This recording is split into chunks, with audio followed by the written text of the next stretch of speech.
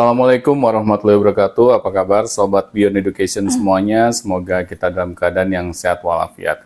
Pada kesempatan kali ini kita akan membahas sebuah topik parenting.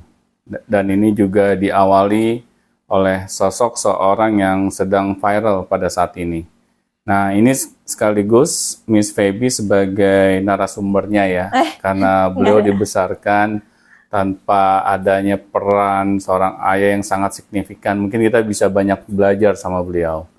Oke, Feb, gimana nih soal Papa Dali ini nih? Oh ya udah di-spill ya sama Doni ya. Jadi ya rest in peace bagi Papa Dali. Semoga ya yang ditinggalkan segera sabar dan kuat ya. Nah mungkin ini lagi rame banget Pak tentang Papa Dali Wasing ini. Jadi beliau itu nikah di usia muda, meninggal juga di usia muda. Kemarin meninggal karena kecelakaan di Bali. Nah, itu tuh yang menjadi sosok inspiratif oleh banyak netizen gitu, karena sosok Papa Dali ini itu tuh ikut berperan aktif, sangat aktif dalam pertumbuh kembangan anak perempuannya, yaitu Kamari.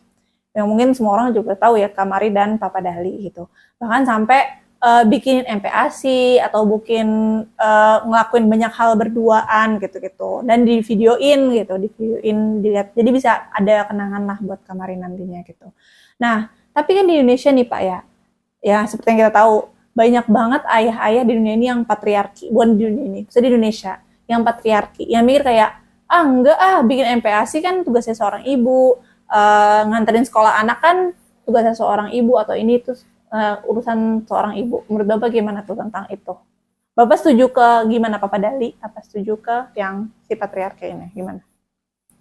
Ya kalau saya sih di negeri kita ya, yang namanya seorang ayah gitu. Dia memang bisa dikatakan kalau konotasinya gitu ya di masyarakat bahwa seorang ayah itu tugasnya hanya pencari nafkah. Dalam hal menemani tumbuh kembang anak-anaknya, kadang memang mereka berbagi tugas dengan seorang ibu gitu. Nah, tetapi masalahnya kalau ibunya juga bekerja. Nah akhirnya ini anak nggak ada yang ngurus gitu. Tapi kalau saya sih lebih berharap gitu ya bahwa figur seorang ayah juga memiliki peran dalam tumbuh kembang anak-anaknya. Ya memang kalau seorang ayah bekerja, dia tidak bisa sepenuhnya di rumah, mungkin dia akan kesulitan gitu, sampai dia mengerjakan pekerjaan yang biasanya dilakukan oleh seorang ibu.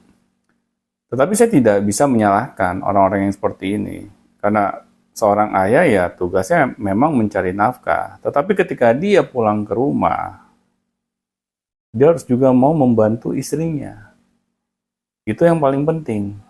Jadi bukan pulang nyampe di rumah, terus dia nggak ngapa-ngapain, langsung mandi, tidur, nggak seperti itu juga. Jadi dia maulah berbagi tugas dengan istrinya. Karena memang tugas seorang istri itu bukan bisa dianggap sepele loh. Tugas sebagai seorang istri juga cukup berat. Bayangin ya, dia harus misalnya bersihin rumah, ngerjain pekerjaan di dapur, apalagi kalau anaknya lebih dari satu, dia harus ngurusin anak-anaknya, itu pekerjaan yang bisa dibilang 24 jam. Nah, peran seorang ayah ini, dia harus mau gitu, membantu istrinya, apa yang bisa dia kerjakan. Jadi, seorang ayah ini harus punya inisiatif yang tinggi gitu. Dia harus melihat, apa nih yang bisa saya kerjakan, yang bisa meringankan pekerjaan istri saya. Itu harus dilakukan. Saya nggak tahu ya sosok Papa Dali ini seperti apa sebenarnya gitu. Karena saya juga baru dengar jujur aja dari kamu gitu. Dan ini lagi viral sekarang. Ya tetapi kalau misalnya seorang ayah, dia mau sampai menemani tumbuh kembang anaknya itu dengan begitu mendalam, ya itu lebih baik. Tetapi harus berbagi tugas juga dengan istrinya. Jadi jangan dibalik juga ya, misalnya istrinya kerja, terus suaminya tinggal di rumah ngurusin pekerjaan seorang ibu rumah tangga. Jangan begitu juga. Tapi bukan emang sekarang juga lagi rame ya, bapak rumah tangga gitu? Ya sebenarnya sih kalau buat saya pribadi itu kurang cocok gitu. Karena ada beberapa pekerjaan di luar sana yang nggak cocok dikerjakan oleh seorang wanita. Jadi yang disebut emansipasi wanita itu bukan wanita harus seperti layaknya laki-laki menjadi pencari nafkah. Emansipasi wanita itu berhak dihargai dengan kewanitaannya. Jadi bukannya mentang-mentang emansipasi wanita terus seorang wanita harus kerja di lapangan gitu. Ya, berpeluh keringat. Misalnya jadi tukang gali bangunan gitu. Ya nggak kayak gitu juga gitu.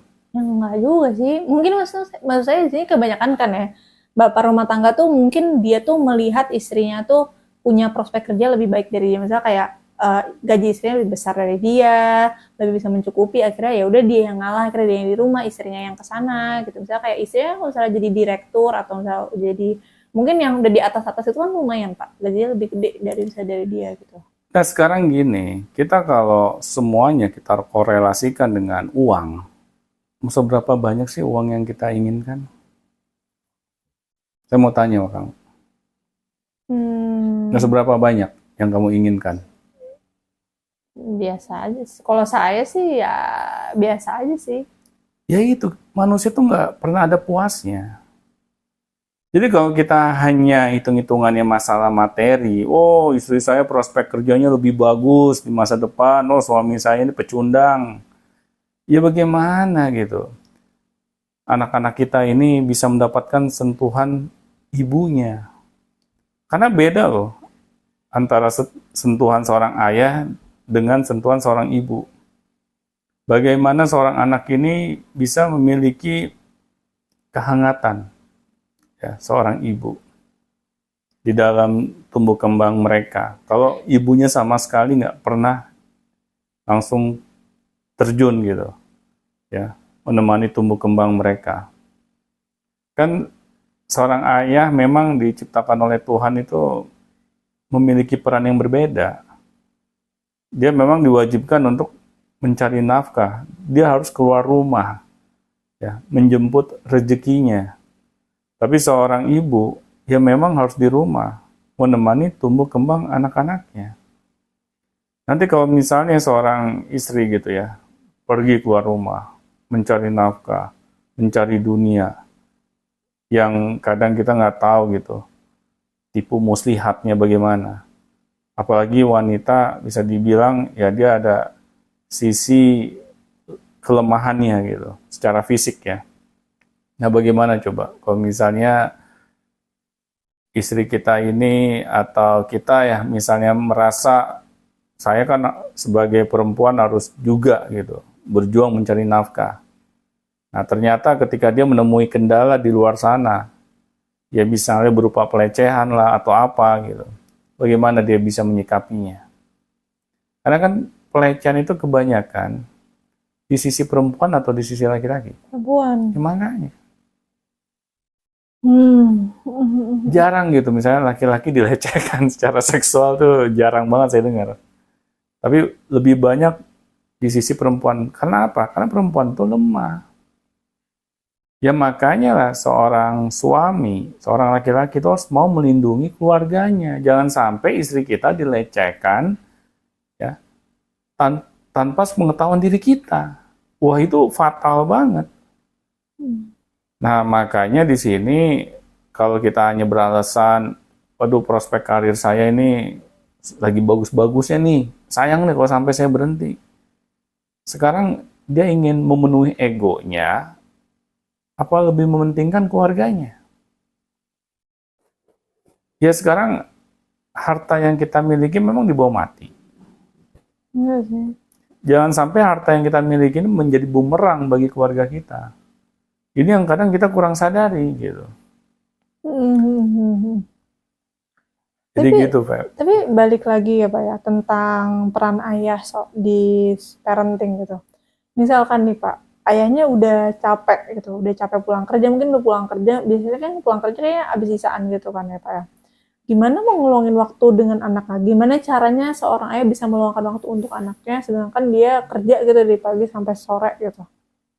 Kalau saya sih, kita upayakan sebisa kita. Saya nggak meminta ini ya, kita langsung ngerjain seluruh pekerjaan rumah tangga.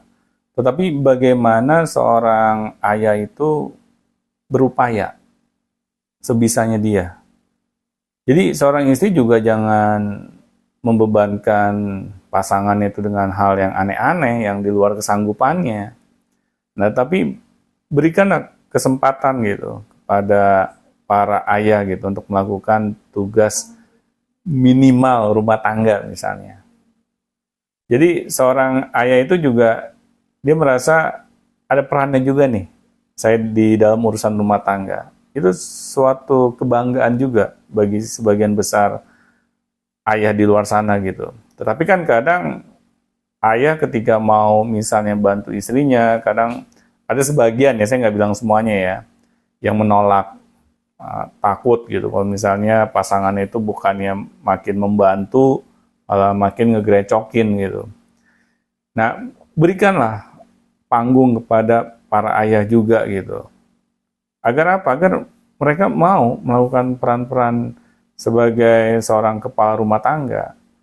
Nah, tetapi kan kalau hal ini tidak diberikan kesempatan, maka sulit. Seorang ayah tuh mau gitu. Dan apapun yang seorang ayah lakukan, meskipun kecil, ya, menurut kasat mata kita, ya, kita jangan remehkan. Jangan istilahnya kita anggap, wah, sesuatu yang sia-sia lah. Karena nggak ada sesuatu yang sia-sia. Pasti ketika seorang ayah, dia mau melakukan tugas rumah tangga, hal itu perlu kita hargai. Agar apa? Agar dia lebih semangat gitu untuk mau membantu istrinya. Tetapi kalau dari hal kecil aja nggak dihargai, gimana mau hal yang besar? Nah itu, Pat.